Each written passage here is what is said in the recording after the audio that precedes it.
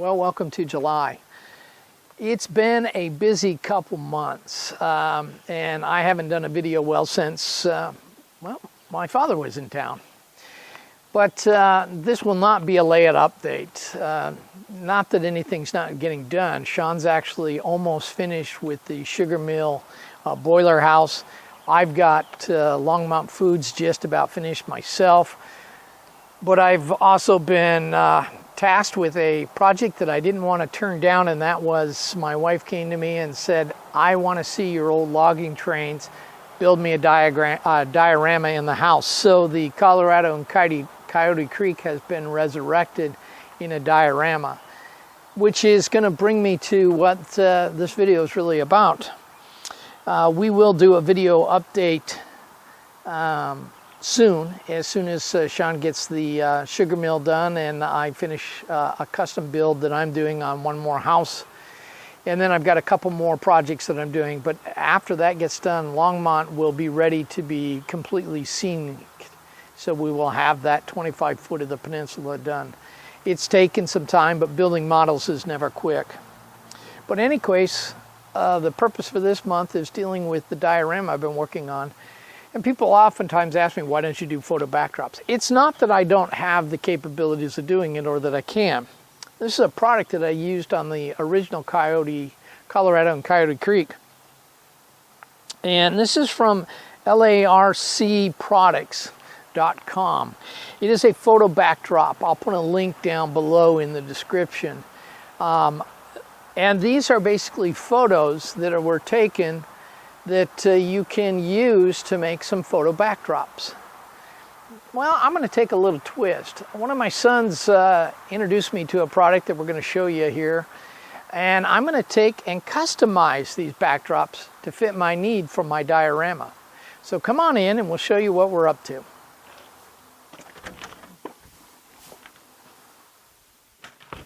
Okay, here we are back at the computer.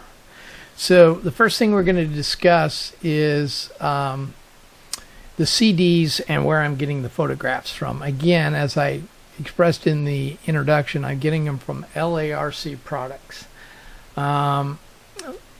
This is a company that basically sells these CDs with these photos in here, and you can make your own photo backdrops from them. And you just need a regular printer and a computer. Now, they do have their own customizing. You can go through and get your own customized work. They have images and all kinds of stuff in here. But I like doing my own work because sometimes I'm not exactly sure what I want to do, and I want to be able to take a look at it.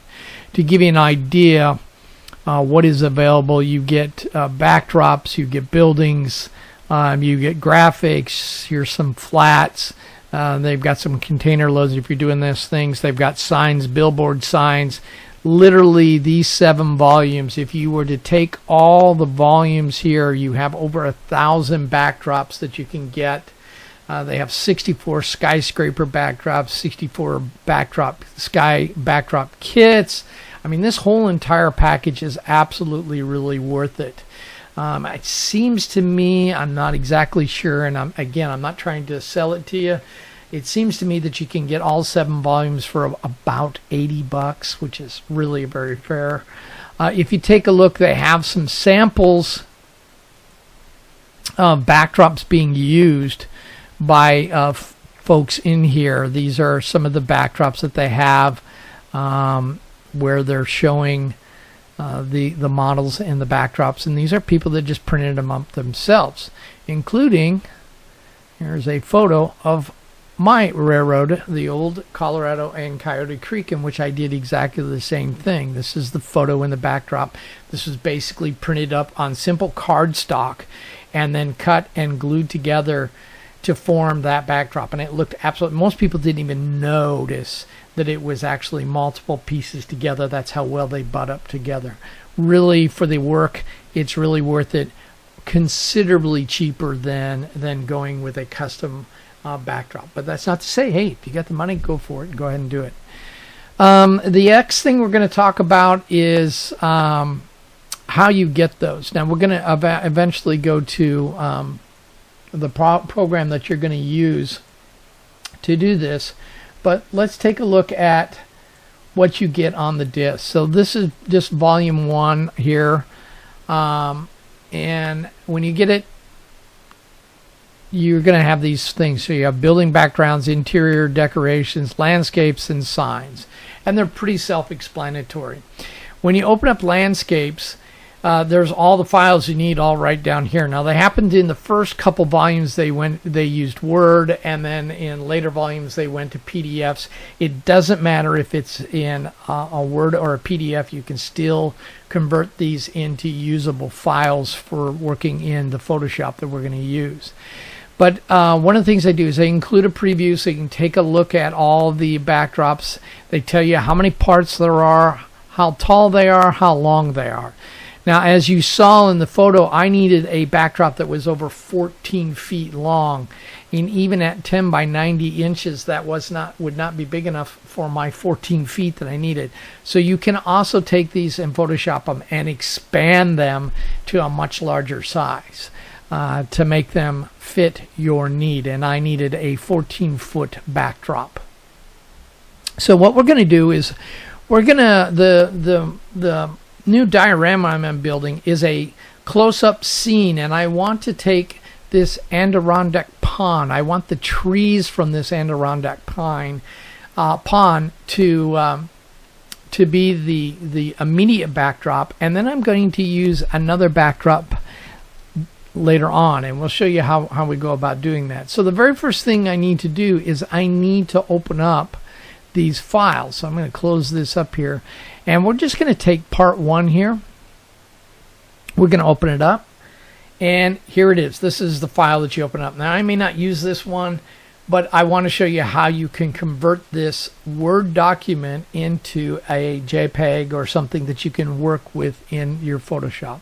So the very first thing we're going to do is click on this, and as you can see, this is a movable folder, which helps me when I want to make it bigger or smaller. So if I wanted a bigger backdrop than what it originally was, I could expand this to a larger backdrop, and I needed this to actually have some of this flexibility. But what we're basically going to do is we're just going to copy this, and then we're going to take and open up Paint, and voila, there's Paint. I'm now going to paste this into Paint. There is my file, and I'm going to shrink it down just a bit so you can see the whole file. There it is right there.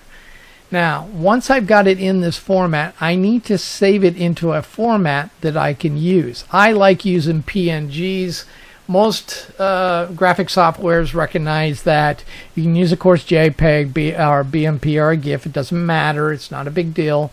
But I'm going to use PNG, and I'm going to save this. And as you can see, I've already got this saved. So we're just going to go one part and put it in there, and then it's saved.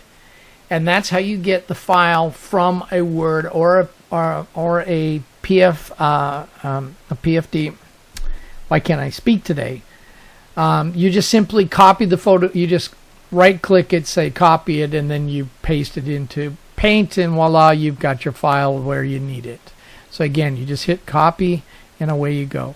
If you work in a PFD in a PDF, it's the same thing. You just have to say copy as well, and it'll copy it. It's not a big deal.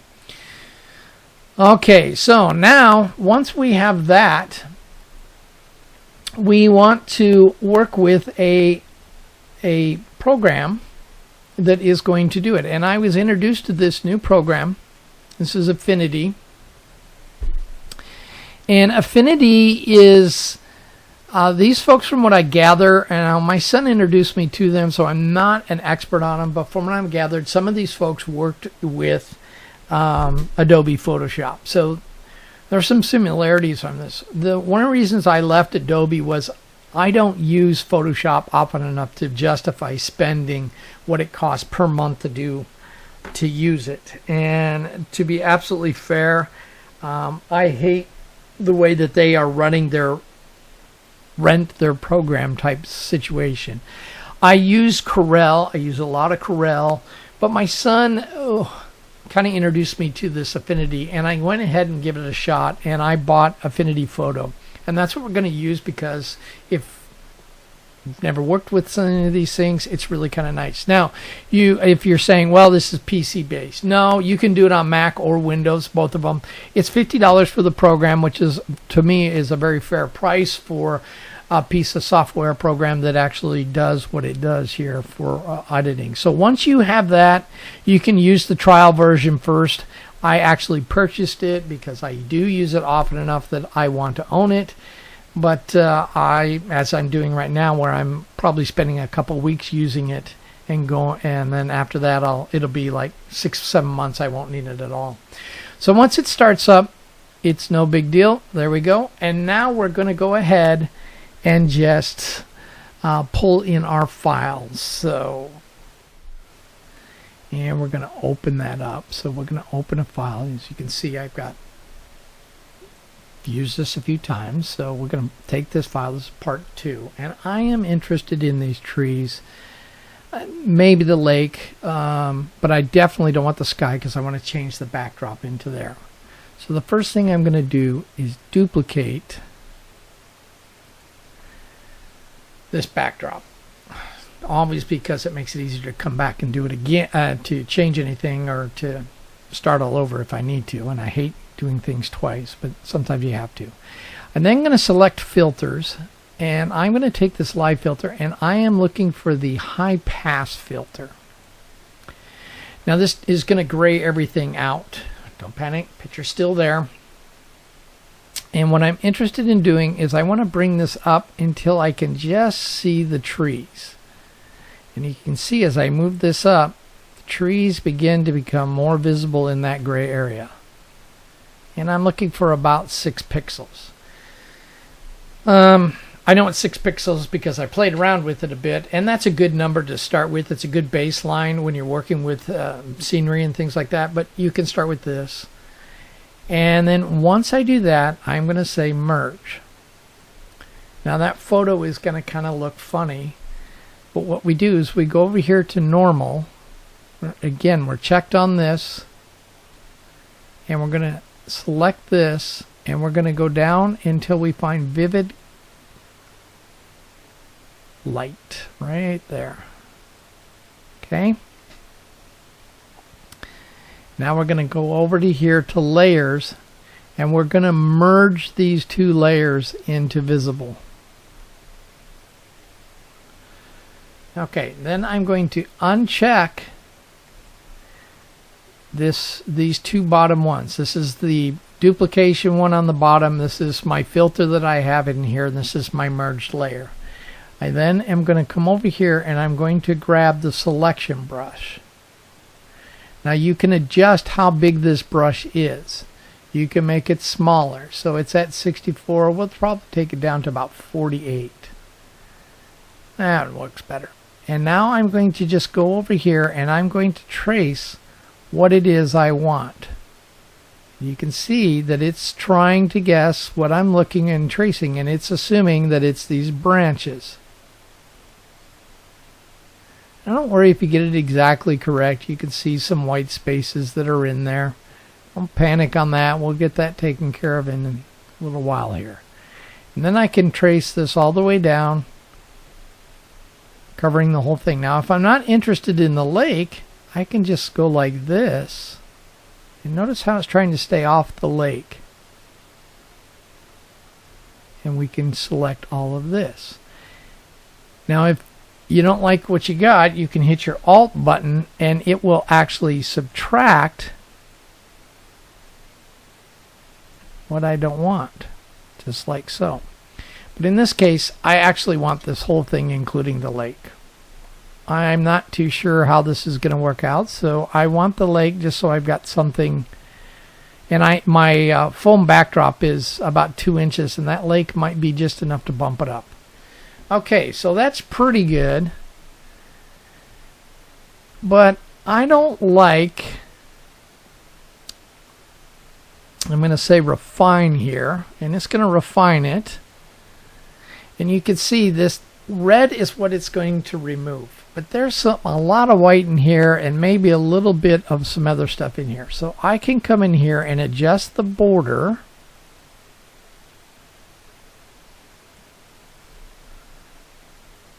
And it's going to bring it down a little more.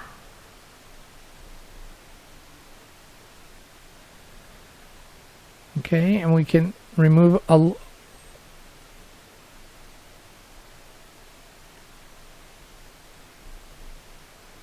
there we go. Adjust the ramp just a little bit more so it pulls up a little more in there. Okay, now I'm going to do a second layer in here because I want a little bit more. See how the tops of the trees are kind of been cut off and there's still this white that's in here. So what I'm going to do is I'm going to take this and I'm going to just focus on the very tops of the trees here. I'm telling the computer this is important to me.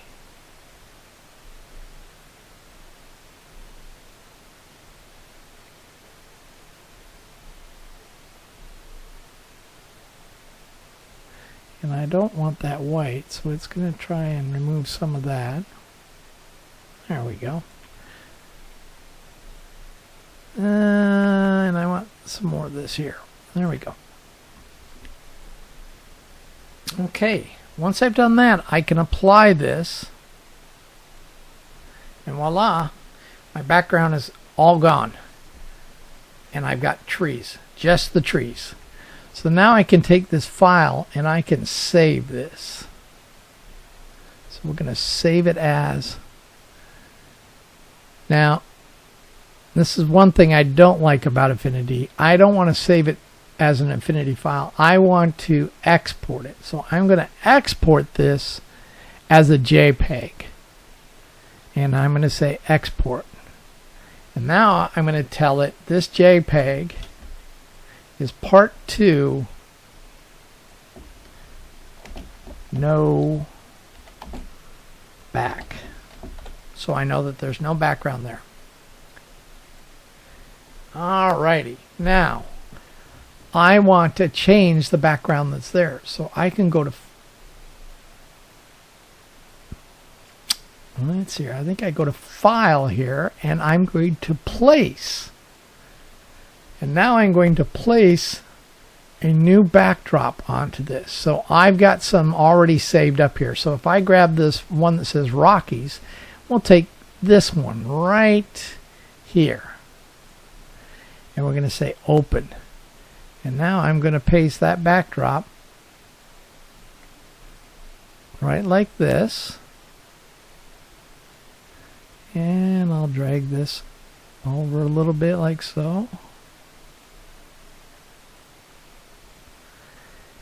And now I'm going to take this and put it below the trees, and now my trees are in front of that mountain. And there you go, I've got a backdrop like that. That is how simple it is to do this. Now if you notice, I had to stretch that picture out. So unless I'm stretching all my pictures out, that's not really very helpful. So I could say cut this out, and if you noticed, File, Place, I had taken parts 2 and 3 of that program, of those two pictures, and I joined them together in Paint. And now when I put them on this one here, they'll actually fit just fine. The width is the same. Again, whoop, I need to pull that out some. There it is, just like so. Now, I'm not limited. If I want more of this, I can drop these trees down. So I can take these trees and include some of that backdrop back there, and voila, there's my photo. Now anything that's, this photo started off as that 8.5 by 11. So if you notice, all the pond down at the bottom, it's being cut off of there just entirely. And now I have an up close piece of backdrop with a far away piece of backdrop, and there is a backdrop that is custom done for exactly what I need to do. And that's how you can actually take these photos and do a custom backdrop. So I hope that was helpful. I hope you'll see some use in this. Oh, by the way, if you want to then take this, you would then just simply take this and you could export this as a JPEG or whatever you want to. And we are going to just simply go up here to this here, and we're going to, you can see I did first, second, third, fourth try. This, we'll call this one the 6th try. Or 7th, I don't know. Whoop. I can type today.